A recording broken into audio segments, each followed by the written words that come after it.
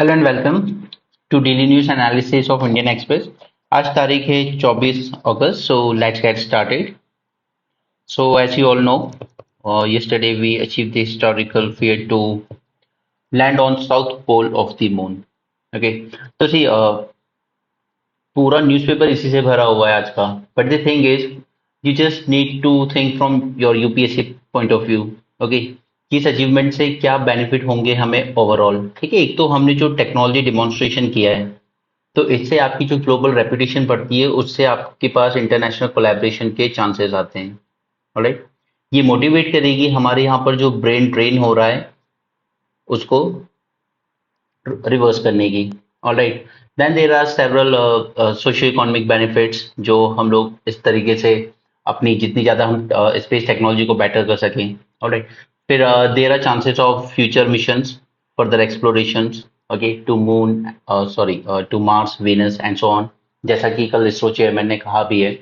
ठीक है, तो उस डायमेंशन से सोचिए, एक एक बॉल बाय बॉल कमेंट्री पढ़ने की जरूरत नहीं है। आप अपने एग्जाम पॉइंट ऑफ व्यू से इस न्यूज़ को देखिए। सो लगभग ये सारी बातें हफ्ते भर से न्यूज़पेपर में आ रही है, तो हम लोग कर चुके हैं। नाउ साउथ पोल में स्पेशल क्या था? It was believe to be reservoir of frozen water की to future space missions. Okay, क्योंकि अगर वहां पर वाटर के कुछ अवशेष मिलते हैं, तो वहां पर एक बेस बनाने के बारे में सोचा जा सकता है फ्यूचर में। India become only the fourth country to successfully launch a spacecraft on the mission on the moon after Soviet Union, United States and China. Okay, लेकिन रशिया का भी लूना 25 फेल भी हुआ था। ठीक है, हमारे इस मिशन की लाइफ होगी 14 डेज। बाकी ये सब not important for us. Okay, हमारे फर्दर मिशन होंगे सन पर, वीनस पर। सन पे आदित्य वन नाम से मिशन होगा। वीनस में हम लोग सिर्फ एक ऑर्बिटर भेजेंगे जो वीनस के एटमॉस्फेयर को स्टडी करेगा, but that is not that important. Now our approach of one earth, one family, one future. So ultimately you can say what Prime Minister said. You can repeat his words that this success doesn't belong to India alone. This success belong to all humanity. Then अब चांद पे हमारा next mission होगा JAXA यानी Japanese space agency के साथ collaboration में, जिसका नाम होगा लिपेक्स। ऑलराइट, और ये बातें हम पहले कर चुके हैं। One lunar day equal to 2 earth weeks, इसीलिए इसको इसी पर्टिकुलर डेट पे लैंड कराया गया है, क्योंकि अब वहां पर सनलाइट अवेलेबल रहेगी फॉर नेक्स्ट 14 डेज। और हमारे जो इंस्ट्रूमेंट्स हैं, इनमें हमारे पास जो सोलर पैनल ही है, कोई एक सेपरेट बैटरी बैकअप नहीं है जैसा कि लूना 25 में रशिया ने किया था। क्योंकि हम लोग पेलोड कम रखना चाहते थे, इस वजह से हमने कोई सेपरेट बैटरी बैकअप नहीं किया है, बट ऑब्वियसली नेक्स्ट मिशन में करेंगे। To gain a big share of unfolding space industrialization, extract extraterrestrial mineral resources, जैसा कि कहा जाता है कि हीलियम के भंडार हैं चांद पर। ओके, तो ऐसा कुछ उम्मीद है। Next is embark on deep space exploration. अगर चांद को बेस बनाया जाए for further mission towards Mars and further, okay, तो वो भी यूजफुल होगा। And they also want to gain a military advantage in space over geo political rivals. बाकी ये सब उन साइंटिस्ट के नाम है जिन्होंने इस पे वर्क किया था, तो अगर आपको खुद से पढ़ना हो पढ़ लेना। बाकी एग्जाम पॉइंट ऑफ व्यू से I don't say it important. Next is Aditya L1 mission. L1 यानी लैग्रांज पॉइंट 1। ओके, ये मैं बता चुका हूँ आपको, 1 2 3 4 होते हैं अलग अलग। देन वीनस के वीनस पे एक मिशन हमारा नेक्स्ट तैयार है। उसके बाद गगनयान मिशन, जिसमें हम लोग ह्यूमंस को ऊपर भेजना चाहते हैं, first human space flight mission.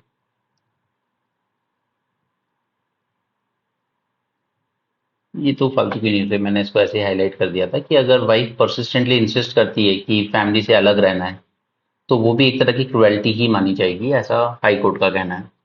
पर ठीक है, आपको नहीं रहना फैमिली के साथ, आप मत रहो, बट ये सब बातें आप शादी के पहले ही क्लियर करो, बाद में इस चीज को लेके ड्रामे अच्छे नहीं लगते। खैर, नॉट योर कंसर्न। हम्म, देखिए, जब जब हमने कोई नई टेक्नोलॉजी डेवलप की है ना, तो उसके पीछे, मैंने कल भी आपको जब कुछ पढ़ा रहा था तो मैंने आपको बताया था कि हर चीज के पीछे एक बेस होता है। ठीक है, 2008 फाइनेंशियल क्राइसिस हुए तो ब्रिक्स की स्टैब्लिशमेंट हुई, एशियन फाइनेंशियल क्राइसिस हुए, G20 की स्टैब्लिशमेंट हुई। उसी तरीके से हमें ओवर द ईयर यूएसए की तरफ से टेक्नोलॉजी डिनाई की जाती रही। ठीक है, तो अल्टीमेटली जब जैसे फॉर एग्जांपल क्रायोजेनिक टेक्नोलॉजी थी, लेकिन नहीं दिए गए हमें, तो फिर हमने उसको इंडिजिनसली डेवलप करने की कोशिश की, राइट। और यूएसए का ये सब डिनाई करने का दो गोल थे। एक तो पहला कि इस तरह की टेक्नोलॉजी ड्यूअल यूज कैटेगरी में भी आती हैं, जो मिसाइल्स रॉकेट लॉन्चर्स में भी यूज होती हैं। तो ये इंडिया के साथ शेयर करना नहीं चाहते थे, क्योंकि उस वक्त cold war was at its height. Alright. And second is कि हमने 1976 में, आई थिंक 4 में, हम लोगों ने जो न्यूक्लियर टेस्ट किया था इंदिरा गांधी गवर्नमेंट के टाइम, उसके रिएक्शन में भी यूएसए ने हमें टेक्नोलॉजीज डिनाई की थी। ठीक है, India is at the cutting edge of space technologies now. ये हमने डिमॉन्स्ट्रेट किया है बाय चंद्रयान 3 कि हम लोग टेक्नोलॉजिकली केपेबल हैं। ठीक है, आपके साथ इंटरनेशनल कोलैबोरेशन करने में। It ensure India would be part of all decision making process in matters related to space. Now, India was denied access to technology in atomic energy, in space, and other critical areas. Now we are ready to play a more decisive role in space-related international decision-making processes. Okay? तो ये Chandrayaan 3 mission का सबसे बड़ा अगर कोई impact होगा, तो ये डिमॉन्स्ट्रेट करने में that we the Indian scientist are capable of doing the best things. Okay, क्योंकि आपकी कैपेबिलिटी अगर है तभी कोई आपके साथ कोलैबोरेट करना चाहेगा। फिर इसका एक और इम्पैक्ट ये होगा कि ये मोटिवेट करेगा हमारे प्राइवेट सेक्टर को भी, प्राइवेट इंडस्ट्रीज को भी। और आपको पता है अभी जो स्पेस में रिफॉर्म्स किए गए हैं, एनएसईएल वगैरह जो बनाया गया है, तो उसमें अल्टीमेट गोल क्या है हमारा, कि प्राइवेट सेक्टर का पार्टिसिपेशन बढ़ाया जाए स्पेस में। ऑलराइट, स्पेस एक्स है जैसे इलॉन मस्क की। ठीक है, तो उसमें हम सब जानते हैं कि ये कई बार स्पेस एक्स इतना कुछ अचीव कर जाता है जो वर्ल्ड की बेस्ट स्पेस एजेंसीज भी नहीं कर पाती हैं। इन्होंने रीयूजेबल लॉन्च व्हीकल बना दिया। ठीक है, आपका व्हीकल ऊपर जाता है, सैटेलाइट को रिलीज करता है, वापस आ जाता है एज इट इज। ऐसा नहीं है कि उसको पानी में गिरना पड़ता है, वो एज इट इज लैंड कर जाता है। ठीक है, तो प्राइवेट सेक्टर के पार्टिसिपेशन को एक मोटिवेशन मिलता है इस सक्सेस से। It is a way to build more credibility for our space programs.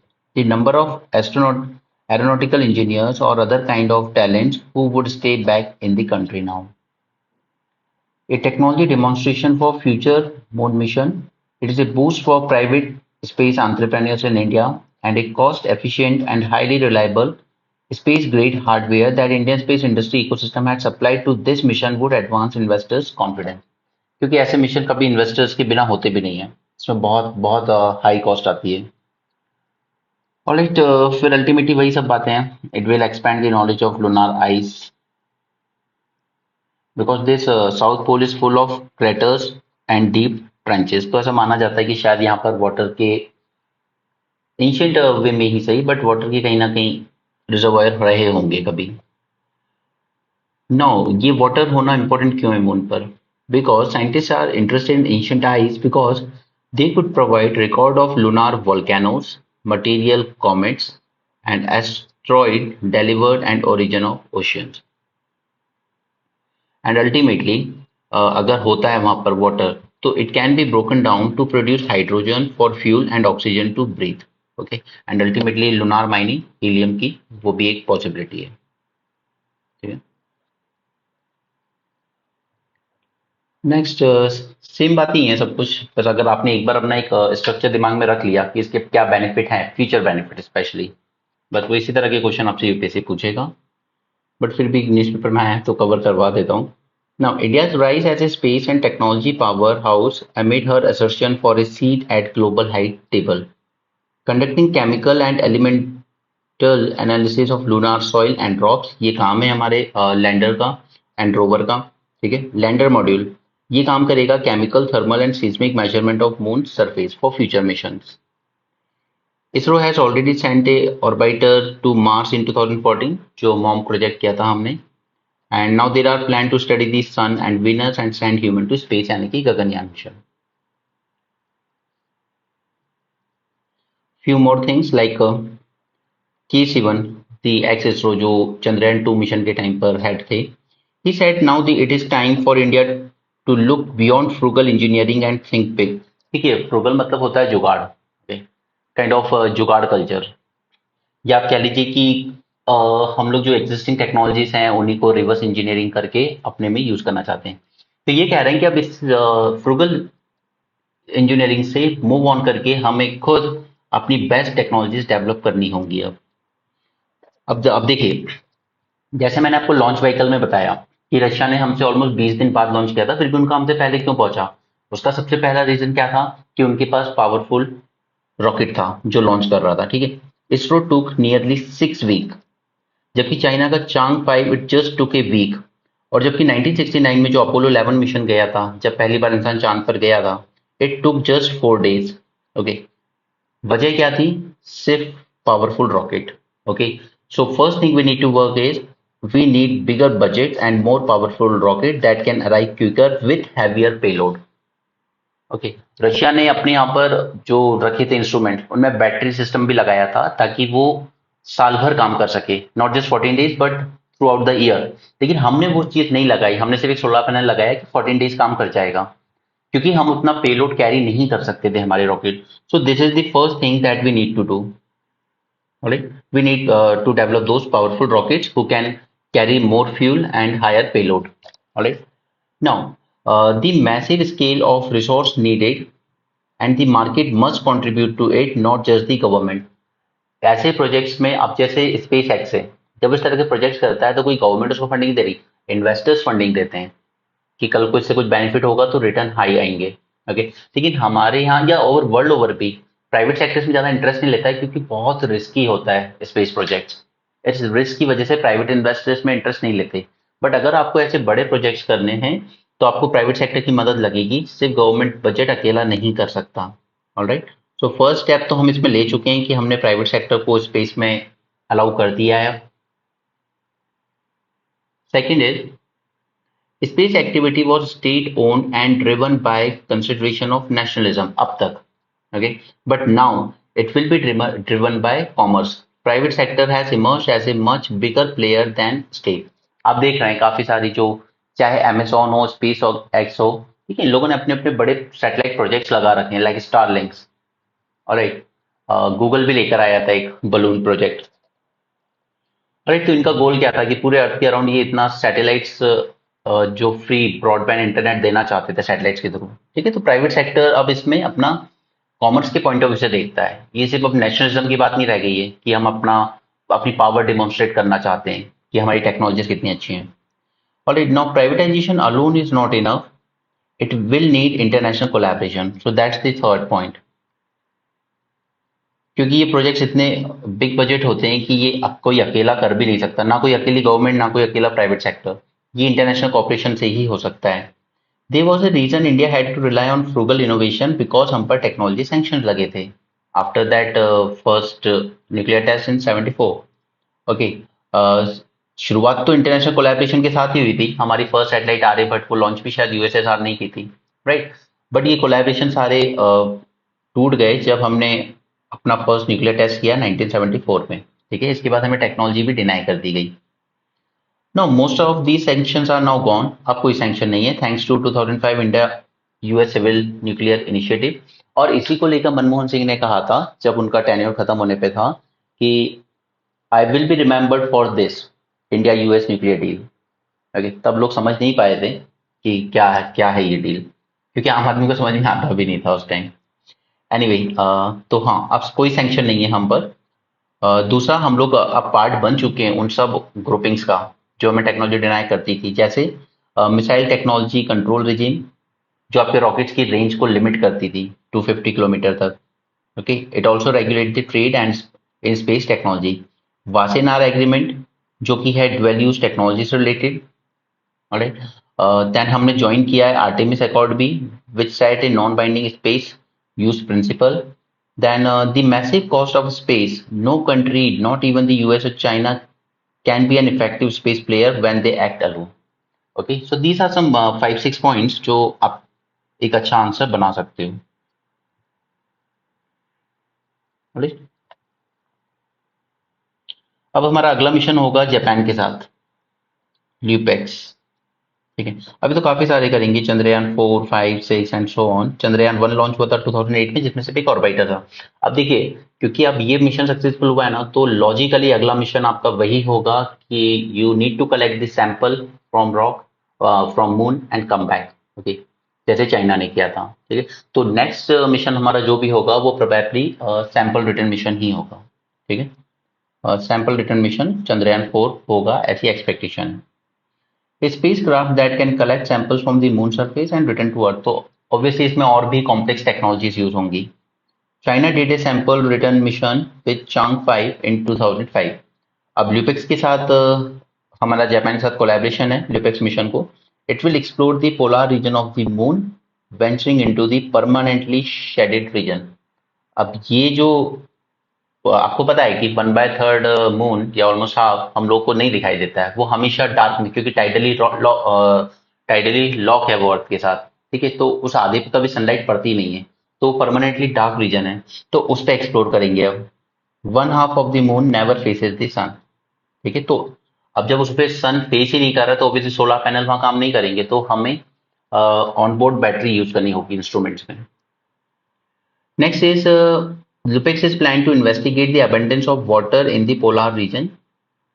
LUPEX में launch vehicle and rover supply करेगा जापान, और इंडिया सप्लाई करेगा लैंडर। फिर उसके अलावा सन पे आदित्य L1 मिशन होगा, जहां पर हम अपना जो ऑब्जर्वेटरी है उसको लाग्रांज पॉइंट 1 पर सेट करेंगे, जो सन को दूर से ही ऑब्जर्व करेगा। ऐसा नहीं है कि सन में जाएगा।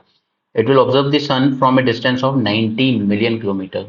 Okay, it will observe phenomena like solar corona, solar emission, solar winds and flares, and coronal mass ejections. Now, ISRO is also working on sending orbiter to Venus and human space flight, that is Gaganyaan. ISRO's collaborative mission with NASA. अभी NASA के साथ भी हमारा एक collaborative mission है। ठीक है, ISRO and NASA agreed to send a joint human space flight mission to International Space Station। और ये शायद 40 साल बाद होगा जब कोई इंडियन एस्ट्रोनॉट को इंटरनेशनल स्पेस स्टेशन में भेजा जाएगा after Rakesh Sharma. Okay, but obviously ये नासा के स्पेसक्राफ्ट में जाएंगे, कोई इंडिया का स्पेसक्राफ्ट नहीं है। नेक्स्ट है यहाँ पर नेशनल करिकुलम फ्रेमवर्क। तो इसके बारे में दो बातें याद रखनी है सिर्फ। फर्स्ट इज कि इसको मैंडेटरी नहीं बनाया है, स्टेट के डिस्क्रिप्शन पर है, आपको अप्लाई करना है अपने स्टेट में कर लीजिए, नहीं करना है मत कीजिए। ठीक है, एंड 10th क्लास तक आपको पढ़नी होंगी 3 लैंग्वेज, और 11th-12th में आपको पढ़नी होंगी 2 लैंग्वेज। 3 लैंग्वेज में एक तो आपकी खुद की मदर टंग हो गई, एक इंडिया की ही कोई regional language, and third will be any foreign language. Alright, so these are two things you need to remember.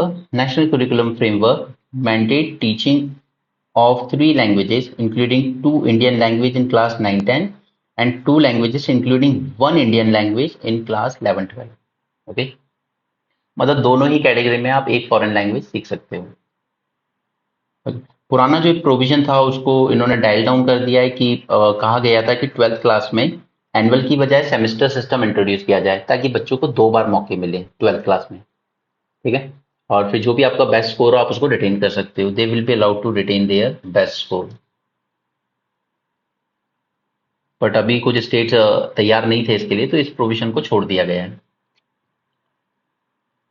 Now, final NCF mandates the compulsory instruction of 3 languages up to class 10 and 2 languages up to class 12. Okay, national education policy and NCF based on the education policy are not binding on the state. States are free to adopt. Okay. This is the second point you need to remember. और यहाँ पर अब पहले हम अपने time पर 6 subjects चलते थे 12th में, अब यहाँ पे 7 सब्जेक्ट्स चलेंगे। Alright, and one more important provision is now there is freedom to pursue a mix of science and humanities to reduce a rigid boundaries separating art, commerce, and science. Like if we come from a science background, we are not allowed to take history, even if we are interested, right? Or economy, but now it will be allowed. तो ये जो watertight separation हुआ करता था 11th-12th class में, इसको change किया जाएगा। Okay, so India backs BRICS expansion. कल मैंने आपको समझाया था कि क्यों चाइना इतना क्यूरियस है ब्रिक्स को एक्सपैंड करने के लिए, क्योंकि वो चाहता है to make it as a rival to G7 और G20।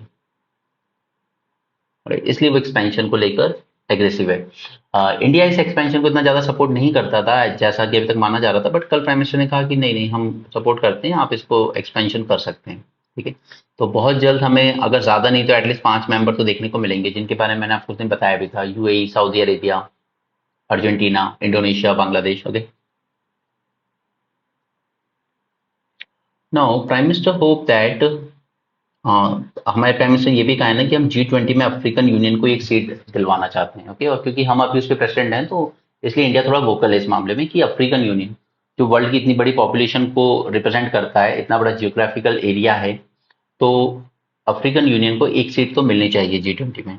ओके, और उसके साथ हमने सपोर्ट किया एक्सपेंशन ऑफ ब्रिक्स ऑल्सो।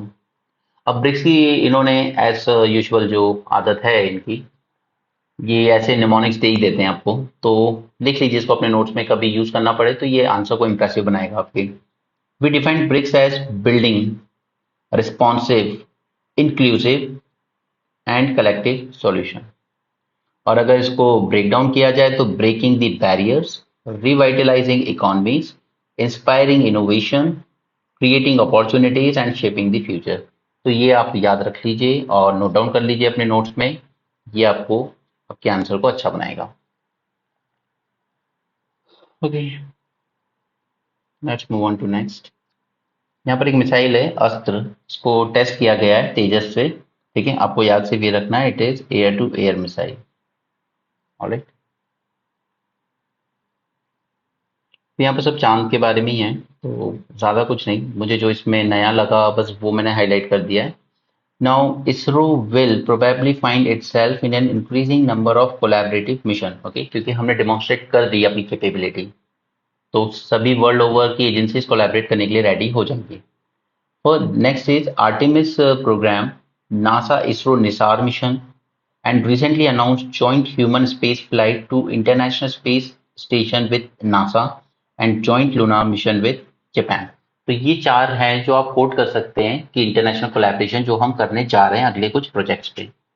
ठीक है, तो ये चार अपने नोट्स में ऐड करके रखिए। Next is space is not just risky, it is also pretty expensive. Joint programs can be economical and have shorter gestation period and higher science output अगर आप कोलैबोरेशन करते हो सभी लोग मिलकर तो। ठीक है, क्योंकि यूएसए, चाइना, इनसे आपको फंडिंग मिल सकती है। और मिलकर काम करेंगे, टेक्नोलॉजी, मैन पावर मिल सकती है, रिसोर्सेज आप पूल इन करते हो। ओके, तो आप उस प्रोजेक्ट की कॉस्ट को कम कर सकते हो इससे। ऑलराइट, नेक्स्ट इज कोलैबोरेशन तभी होता है if the partner has capabilities and expertise, और ये दोनों हमने डेमोन्स्ट्रेट कर दिए कल। Now, Moon today expect to create a permanent station। उम्मीद तो यही है इन सभी मिशन में कि कल को एक परमानेंट स्टेशन बनाया जा सकता है, at least by end of next decade. Now, ISRO must capitalize on this opportunity to build further on its capabilities to make take maximum advantage of this situation। ठीक, क्योंकि अभी तो चांद एक लेवल प्लेइंग फील्ड है, बट एक बार सभी countries जो रश शुरू हुआ है, एक बार वहां पर पहुंचना शुरू हुई तो वो एक्सक्लूशनरी हो जाएगा, फिर जो लेट अराइवल होंगे उनके लिए वो एक्सक्लूशनरी ही रहेगा। तो इसरो ने टाइमली किया है ये सब, बहुत अच्छी बात है।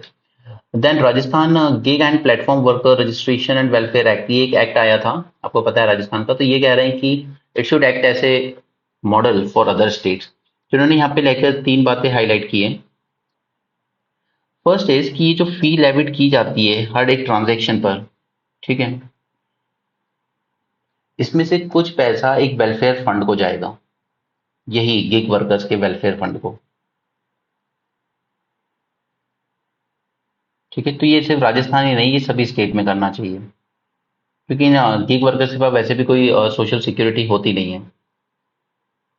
पहले आपने देखा होगा कि जब हम लोग ये कैब वगैरह यूज करते काफी सारा कैशबैक, बोनस, इस तरह की चीजें दी जाती थी। ठीक है, वो सब अब खत्म हो गई, अब नहीं मिलता आपको।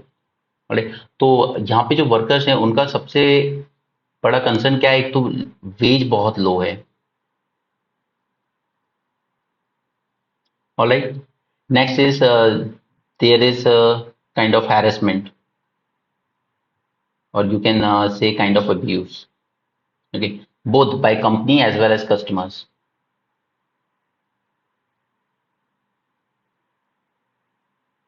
राइट, तो ये कुछ कंसर्न्स हैं गिग वर्कर्स के। दूसरा कि इनके पास कोई सोशल सिक्योरिटी नहीं है। जब तक आप वर्क कर रहे हो डे टू डे आपको पैसे मिल रहे हैं, बट अगर सपोज आपके साथ कोई ट्रेजेडी हो जाती है, कोई प्रॉब्लम हो जाती है, तो इसमें कोई ऐसा प्रोविजन नहीं है आपकी सोशल सिक्योरिटी का, कोई पेंशन दी जाए, कोई इंश्योरेंस दिया जाए, ऐसा कुछ नहीं देती है कंपनी।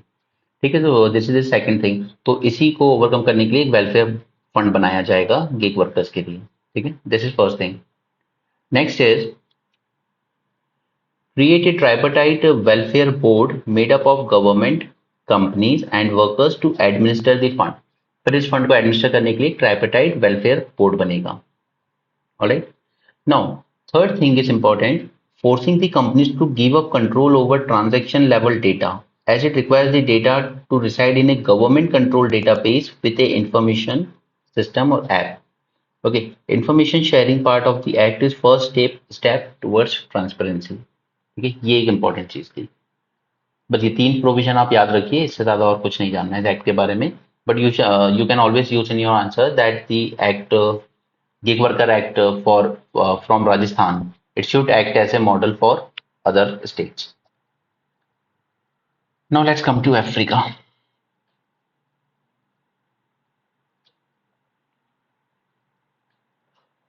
ठीक है, अफ्रीका को माना जाता है फाइनल फ्रंटियर फॉर बिजनेस, क्योंकि वो देखते हैं कि यहाँ पे पॉपुलेशन बहुत ज्यादा है, तो it is a big market. ठीक है, मार्केट एज वेल एज जहाँ पर इन्वेस्ट करने के लिए बहुत कुछ है।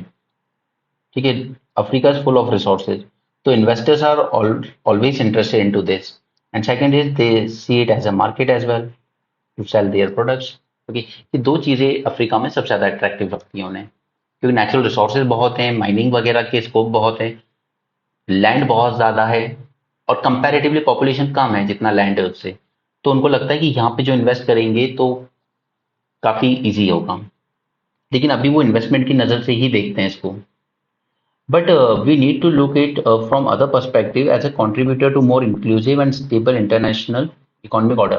अब देखिए, अगर आपको वर्ल्ड ओवर की पॉवर्टी खत्म करनी है, तो अगर आप अफ्रीका की पॉवर्टी को रिड्यूस कर लें, तो अल्टीमेटली आपकी वर्ल्ड ओवर की पॉवर्टी भी रिड्यूस हो जाएगी। ओके, क्योंकि अफ्रीका को इंप्रूव किए बिना सस्टेनेबल डेवलपमेंट गोल अचीव करना पॉसिबल नहीं है वर्ल्ड के लिए। अभी आप जानेंगे लाइक इसमें आर्टिकल में कि ऐसा क्यों। ठीक है, तो फिलहाल तो हमें इसको सिर्फ एक मार्केट की नजर से देखने की बजाय हमें देखना चाहिए to diversifying supply and value chain to create an assured and relatively shock proof international economy. अब जैसे बहुत सारा क्रूड ऑयल है यहाँ की जमीन में भी, बट आप अभी तक पूरी तरह डिपेंडेंट कहाँ है, वेस्ट एशिया और रशिया पर। ठीक है, तो इसको डाइवर्सिफाई करने के लिए अफ्रीका को एक्सप्लोर करना जरूरी है, ताकि हमारी जो सप्लाई चेन है क्रूड ऑयल की वर्ल्ड ओवर, वो रेजिलियंट रहे, कि अगर वेस्ट एशिया में प्रॉब्लम है तो अफ्रीका फुलफिल कर देगा वो रिक्वायरमेंट, रशिया में प्रॉब्लम है तो अफ्रीका फुलफिल कर देगा। ऑलराइट, बट इस सब से पहले, ये सब करने से पहले अफ्रीकन कॉन्टिनेंट का रीजनल इकोनॉमिक इंटीग्रेशन होना बहुत जरूरी है। ठीक है, बहुत डिवीजन है उसमें, छोटे छोटे स्टेट देशों में बटा हुआ है, और इतने छोटे जो वाइबल भी नहीं है। ठीक है, तो फर्स्ट थिंग इज कि, और इसी के लिए इन लोगों ने अफ्रीका ने अपना एक एफटीए भी साइन किया था। ठीक है, और ये बहुत अच्छा स्टेप था। Next, Africa is home to 30% of mineral reserve, 12% of world's oil, and 8% of its natural gas. Alright. Now, it accounts for half of world's projected population growth by 2050, comprising a young workforce, growing consumer base, and rising disposable income। जैसे जैसे African continent progress करेगा, तो यहाँ की young population work करेगी, income बढ़ेगी उनकी, और अल्टीमेटली डिमांड बढ़ेगी। ठीक है, बाय 2050 ये सब एक्सपेक्टेड है। नाउ G20 में इंडिया इज वोकल कि अफ्रीकन यूनियन को एक मेंबरशिप मिलनी चाहिए, इसके बारे में बात कर चुके हैं, और इसी को देखते हुए एक बिजनेस 20 एक्शन काउंसिल बनाया गया है अफ्रीकन इकोनॉमिक इंटीग्रेशन के लिए। Okay, it was established this year, so this is good step. Now, Africa contribute less than 3% of total share of global manufacturing and trade। See, industrialisation का level देखिए वहां पर, कि वर्ल्ड में सिर्फ 3% contribution कर रहा है वो मैन्युफैक्चरिंग में। 33 of the world's 46 least developed countries lie in this continent। Now, I think 53 something countries हैं अफ्रीका में, कॉन्टिनेंट में। ओके, उसमें से 33 वर्ल्ड की लीस्ट डेवलप कंट्रीज में आती है। इसलिए सस्टेनेबल डेवलपमेंट गोल पे भी अगर कभी आप बात करेंगे, तो यू मस्ट से दिस, अगर ये अचीव करना है तो G20 जो कंट्रीज हैं, इनको अफ्रीका के साथ कोलैबोरेशन जरूर करना चाहिए। ओके, उन्हें मैन्युफैक्चरिंग में अपनी ग्लोबल सप्लाई चेन में इंटीग्रेट करने की जरूरत है। राइट। 5 की priorities to catalyse its economic integration. कैसे? फर्स्ट, एक ह्यूमन कैपिटल पे वर्क कीजिए। तो उसके लिए जरूरी हो जाता है उनके हेल्थ और एजुकेशन में इंप्रूव करना, क्योंकि डेमोग्राफिक डिविडेंड तो उनके पास है, बट उसे रीप करने के लिए जरूरत है उन्हें एजुकेशन देने की, स्किल देने की और उनको अच्छी हेल्थ देने की। Now focusing on enhancing health care and education outcome, African development bank states that fund to tune of $26 billion are required yearly on healthcare expenditure, and World Bank says that additional year of schooling can accrue 11% increase in earning for boys and 14% for girls. So education and health, ये दो सबसे पहले जरूरत है ताकि उनकी human capital को improve किया जाए। नेक्स्ट इज प्राइवेट इन्वेस्टमेंट आना जरूरी है वहां पर। ठीक है, उनकी गवर्नमेंट के पास इतना रेवेन्यू आता ही नहीं है कि वो कुछ वहां पर ज्यादा इन्वेस्ट कर सकें मेजोरिटी कंट्रीज में। ठीक है, और ये प्राइवेट इन्वेस्टमेंट के थ्रू ही आप क्वालिटी स्किल्स, एजुकेशन और हेल्थ केयर फैसिलिटीज उनको दे सकते हो। Next is invigorating agriculture and food system assume significance at 70% of African population is engaged in agrarian sector, और बहुत छोटी छोटी लैंड होल्डिंग्स हैं सभी के पास। और ये सारा गैप क्यों है? क्योंकि उनके पास अच्छा फाइनेंस नहीं आता है, फर्टिलाइजर नहीं है, सीड्स नहीं है, और इस वजह से उनकी प्रोडक्टिविटी है जो बहुत लो है। लैंड एरिया बहुत है, 70% पॉपुलेशन एग्रीकल्चर कर भी रही है, बट प्रोडक्टिविटी बहुत लो है because of quality seeds, fertiliser and finance. Alright, and उसके बाद जो प्रोडक्शन होता भी है थोड़ा बहुत, तो most agri products are exported without processing. और ये प्रोसेसिंग से क्या होता है? वैल्यू एडिशन होता है उस चीज में। ठीक है, अगर आप कॉफी सीड्स डायरेक्ट बेच रहे हो और कॉफी बना के बेच रहे हो पाउडर फॉर्म में प्रोसेस करने के बाद, तो कीमत में बहुत अंतर हो जाता है दोनों की प्राइस में। Alright, there should be increased mechanization in their agriculture, introduction of sustainable value added businesses and better access to inputs and credit lines. तो ये सब इंश्योर करने की जरूरत है। Now, they must supplement resource-based activity with industrial activity. So, manufacturing-based industrialization in better utilizing Africa's rich natural resources, empowerment of micro, small, and medium enterprise, better access to finance, and access to electricity. Most important. Easier intra-continental trade, policy harmonization, and harnessing natural endowments in renewable energy. आपने देखा है वहां पर कितने सारे lakes और reverse और सब कुछ है। ठीक है, तो रिन्यूएबल एनर्जी का स्कोप भी वहां है, बट ये सब आपको हार्नेस करना पड़ेगा बाय कोलैबोरेशन। तो G20 और अफ्रीका का कोलैबोरेशन, या आप इसको रिलेट कर सकते हैं ब्रिक्स प्लस अफ्रीका कोलैबोरेशन जो हमने सबमिट किया है अफ्रीका आउटरीच का। ठीक है, तो ये सब आपको कोलैबोरेट, तो ये सब अलग अलग हेडिंग में आप आराम से याद रख सकते हैं कि क्या क्या स्कोप है वहां पर, कैसे अफ्रीका को बेटर बनाया जा सकता है।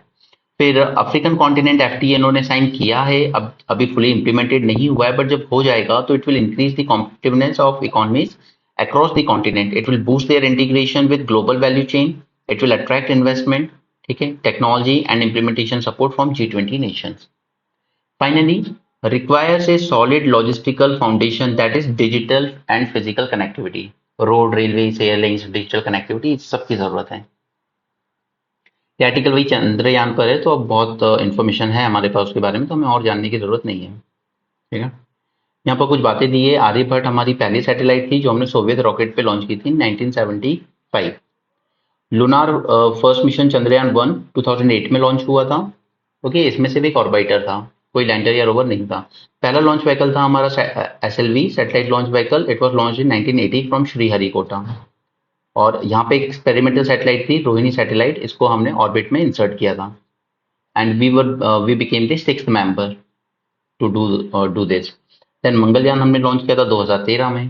ठीक है, इसके बाद यहाँ पे रॉकेट्स के बारे में दिया गया है, तो ये सब आप अपने साइंस एंड टेक्नोलॉजी के नोट से पढ़ लेना। PSLV क्या है, GSLV क्या है। PSLV आया था 1982 में, एंड ये सबसे रिलायबल है आज वर्ल्ड ओवर। सभी फॉरेन सैटेलाइट्स भी, इंडिजिनस सैटेलाइट्स भी हम लोग PSLV से ही लॉन्च करते हैं, बट इसकी लिमिट है कि ये पेलोड ले जा सकता है सिर्फ 1000 kg तक का। Alright, it is a reliable and versatile work horse vehicle. Indian and foreign customer satellites बहुत लॉन्च किए इसने। चंद्रयान 1 भी हमने PSLV रॉकेट पर ही लॉन्च किया था, और मंगलयान भी। ठीक है, PSLV। उसके बाद हमने GSLV डेवलप तो कर लिया, बट ये ले जा पा रहा था सिर्फ पेलोड अप टू 1750 किलो, वो भी लियो लो अर्थ ऑर्बिट तक, ठीक है, जीटीओ तक नहीं जा पा रहा था। जीटीओ तक अगर जा भी रहा था तो बहुत कम पेलोड के साथ, ठीक है। तो और जीएसएल भी यूज करता है क्रायोजेनिक इंजन। क्रायोजेनिक इंजन मतलब liquid hydrogen plus liquid oxygen, क्योंकि सॉलिड फ्यूल यूज करते हो तो उसका वेट ऑलरेडी ज्यादा हो जाता है, तो फिर वो उतना ऊपर जा नहीं पाता है। इसलिए ये क्रायोजेनिक इंजन लिक्विड हाइड्रोजन और लिक्विड ऑक्सीजन पर बेस्ड था। यूएसए ने रेफ्यूज कर दिया था to share this cryogenic technology with India, ठीक है। फिर 2014 तक आते आते हमने खुद बना ली थी क्रायोजेनिक इंजन, और हमने इसको यूज किया इन जीएसएलवी मार्क 3, ठीक है, जिसे आप कहते हैं LVM-3, using indigenous cryogenic engine. ये 4000 kg तक का पेलोड ले जा सकता है जियो स्टेशनरी ऑर्बिट में, which is 30,000 kilometre from earth. Alright, फिर इसका पहली सक्सेसफुल टेस्टिंग हुई 2017 में, जब इसने GSAT-19 सैटेलाइट लॉन्च की। चंद्रयान 2, जिसका वेट था 3850 kg इन 2019, ये भी हमने मार्क 3 से ही लॉन्च किया था। देन अब ये जो लॉन्च व्हीकल 3 आया है, चंद्रयान 3 के लिए यूज किया गया है इसको। ओके, यहाँ पर कुछ एक्सपेरिमेंट्स हैं जो कंडक्ट करेगा ये lander and rover, but I won't suggest you to go through this because जरूरत नहीं पड़ेगी इसकी, मतलब यूपीएससी ऐसा टेक्निकल नहीं पूछेगा कभी। आपकी सिर्फ काम की एक चीज है यहाँ पर, मैग्मा ओशन थेसिस। ये क्या होता है? क्योंकि देखिए, ऐसा माना जाता है कि ये जो मून है ये अर्थ से ही सेपरेट हुआ था due to an impact of, you can say, some sort of asteroid, क्योंकि ये अर्थ से ही सेपरेट होकर निकला है। और फिर ये टकराने से जो एनर्जी जनरेट हुई, उसी वजह से माना जाता है कि इसकी वजह से मून की सरफेस मेल्ट हो गई।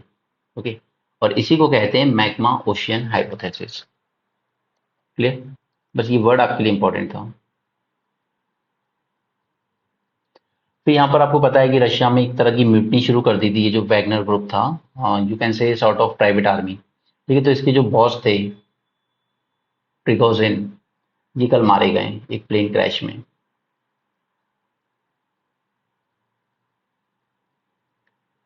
नो, साउथ अमेरिका में एक कंट्री है पेरू, लोकेशन आप देख लेना, ठीक है। वहां पर चाइना ने इसको अपने बेल्ट एंड रोड इनिशिएटिव का पार्ट बनाते हुए, वहां का एक पोर्ट था, ठीक है, पोर्ट ऑफ चैंसी, तो इसको और ज्यादा डीप किया है जिससे कि अब जो चाइनीज शिप होंगी उनको यूएसए या मैक्सिको में डॉक नहीं करना पड़ेगा और डायरेक्ट पेरू में ही डॉक कर पाएंगी। It will be a direct route to China, a travel time reduction of 10 days। पहले 45 days लगते थे, अब 10 days कम लगेंगे। Offering a deep water port to handle container ships. The port is part of China's belt and road initiative. Next है यहाँ पर कि डब्ल्यूटीओ का जो डिस्प्यूट रेजोल्यूशन मैकेनिज्म है ना, वो काफी टाइम से मतलब वर्क नहीं कर रहा है ठीक से, क्योंकि अपॉइंटमेंट ही नहीं किए जा रहे हैं। और इसका अपॉइंटमेंट काफी हद तक कंट्रोल करता है यूएसए, क्योंकि जब हम डब्ल्यूटीओ को पढ़ेंगे अलग से तब हम इस बारे में बात करेंगे, ठीक है। तो ये जो मैकेनिज्म ठीक से काम नहीं कर पा रहा है, स्पेशली इसका एपेलेट ट्रिब्यूनल, तो इस वजह से काफी केसेस पेंडिंग पड़े हुए हैं यहाँ पर, ठीक है। और यूएसए मानता है कि नहीं नहीं, ये फेयर नहीं है, इसको हम पूरा रिस्ट्रक्चर करेंगे दोबारा, तो इसलिए वो अभी अपॉइंटमेंट यहाँ पे करने नहीं दे रहा है, क्योंकि ये अपॉइंटमेंट कंसेंसस बेस्ड होती है और वो हो नहीं पा रही है। फिर यहाँ पर है कि सोशल वेलफेयर में स्टेट्स का एक्सपेंडिचर बढ़ा है। टॉप 11 स्टेट्स की अगर बात करें तो उन्होंने अपनी स्टेट जीडीपी का ऑलमोस्ट 1.7% इम्प्लीमेंट किया है सोशल वेलफेयर पर, ठीक है। सोशल वेलफेयर क्या होते हैं? It can be in form of direct transfers या cash incentive, distribution of personal और household goods, but it does not include spending on education, agriculture, public health. क्योंकि अगर हम रेवेन्यू एक्सपेंडिचर की बात करें तो इसको दो पार्ट में डिवाइड कर सकते हैं। एक होता है कमिटेड एक्सपेंडिचर, जैसे कि सैलरी, पेंशन, इंटरेस्ट पेमेंट, ये आपको देना ही है, कमिटेड है। ओके, दूसरा होता है नॉन कमिटेड, जैसे एजुकेशन पे आपको कितना खर्चा करना है, नए स्कूल्स खोलने हैं, नए टीचर रिक्रूट करने हैं या नहीं, ठीक है। Power sector, agriculture, public health, social welfare, ये होते हैं नॉन कमिटेड एक्सपेंडिचर, दोनों रेवेन्यू एक्सपेंडिचर का ही पार्ट है। Rest is sports news, not important. Okay, so that's it for today's discussion. Thanks for joining. Have a great day.